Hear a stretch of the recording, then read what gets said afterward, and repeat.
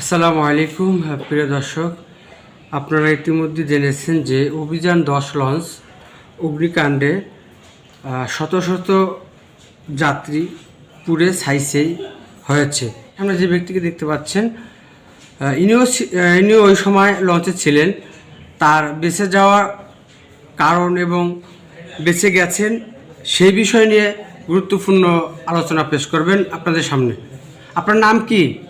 আমার নাম আলহাজ মোহাম্মদ ইউসুফ আলী, বীর মুক্তিযোদ্ধা। আপনি তো অভিযান লঞ্চে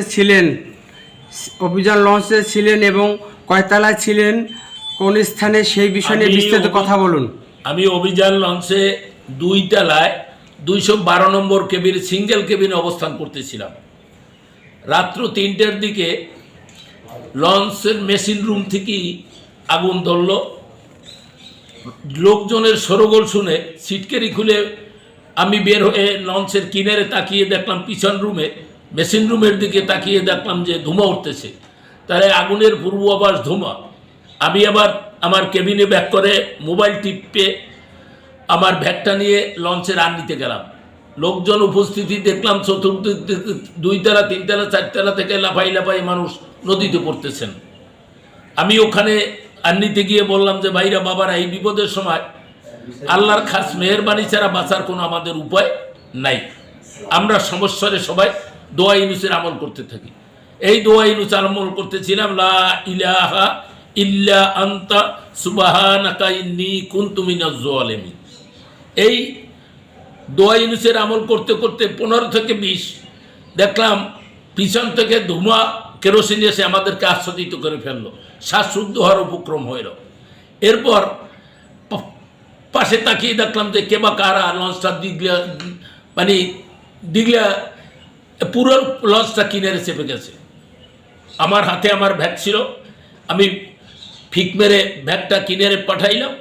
এরপর 2 তলা থেকে নিচতলা থেকে কিভাবে আমি কিনারে আমাকে আল্লাহ উঠাইছে, আল্লাহর কুদরত ছাড়া আমি কিছু অনুধাবন করতে পারিনি।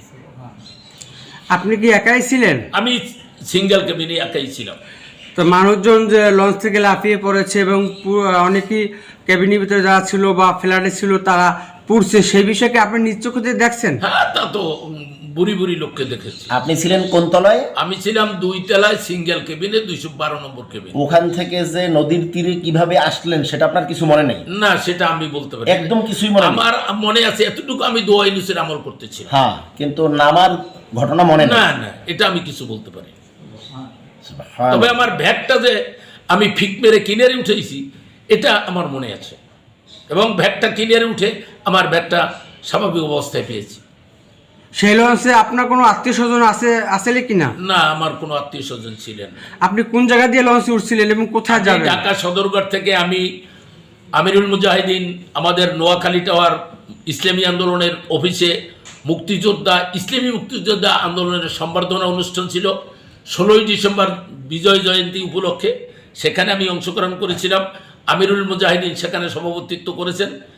জোহরের নামাজ ওখানে আদায় করার পরে আমিরুল মুজাহিদিন হযরত পীর সাহেব হুজুর চরমনাই বিদায় নিলে, আমিও ওখান থেকে বিদায় নিয়ে সদরঘাট এসে আমি ওই লঞ্চে উঠলাম বরগুনার উদ্দেশ্যে। তখন সিঙ্গেল কেবিন 202 তলায় 212 নম্বর কেবিন আর কি ছিল আমার। আচ্ছা, আপনি চরমনাই তরিকার কোনো দায়িত্বশীল আছেন কিনা? আমি চরমনাই দায়িত্বশীল আছি। আমি চরমনাইতে বয়াত হয়েছি 1968 সনে মরহুমের মরহুমের কাছে। সেই থেকে চরমনাইয়ের বাৎসরিক 2টা মাহফিল, আমার একটাও কাজা হয় না, আল্লাহর মেহেরবানি। আগে তো আপনি বরগুনা জেলায় কি যেন দায়িত্বে ছিলেন? অবশ্যই। আর আমার সেই থেকে 68 সন থেকে আজকে পর্যন্ত চরমনাই বছরের 2টা মাহফিল, একটা মাহফিল আল্লাহ আমাকে কাজা করায় না। আর কোনো বিপদ দেন না।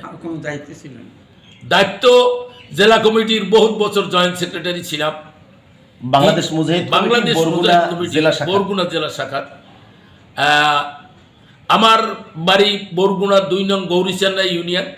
ওই গৌরীচান্না ইউনিয়নের প্রায় 45 বছর আমি সদর ছিলাম। আর বর্তমানেও আমি 2 নং গৌরীচান্না ইউনিয়ন মুজাহিদ কমিটির সদর।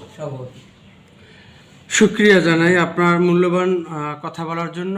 আমি বিদায় নিচ্ছি। আল্লাহ হাফেজ।